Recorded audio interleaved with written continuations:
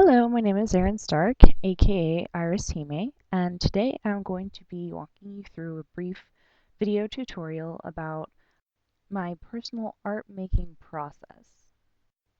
Now, one of the first things you're going to notice about my style is it's generally pretty messy, and I work through a lot of my problems, do a lot of my problem solving as I'm going along.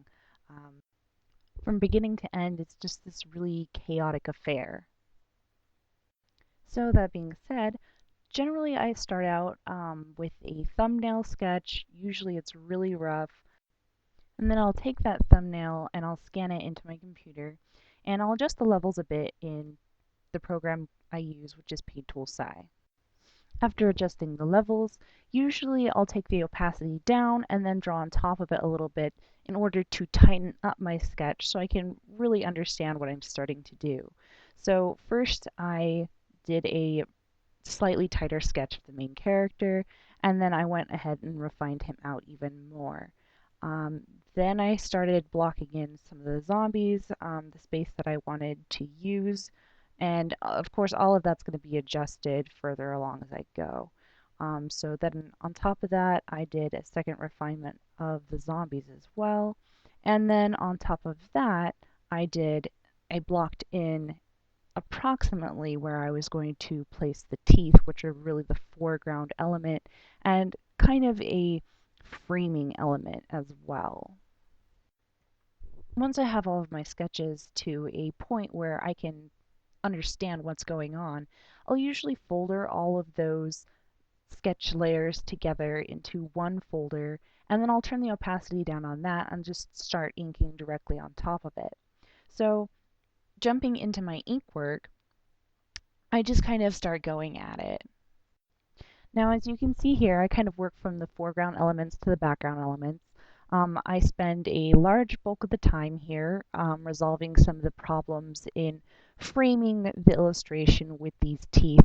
I really wanted for them to be kind of cockeyed and kind of grotesque and just a very interesting shape to look at, kind of something that would keep your eyes contained within the image itself, so you wouldn't want to leave the image at any point in time. As soon as I had those foreground elements resolved, I jumped right ahead with inking the zombies. I really love inking zombies, so there were absolutely no problems, just blocking them in, making them as gory as I felt like making each of them. Now, the next major problem-solving roadblock that I came to was trying to figure out the main character's pose. As you could see from the original thumbnail, I hadn't entirely decided on what his pose was going to be. I went through quite a few different poses before I finally decided upon him swinging an axe.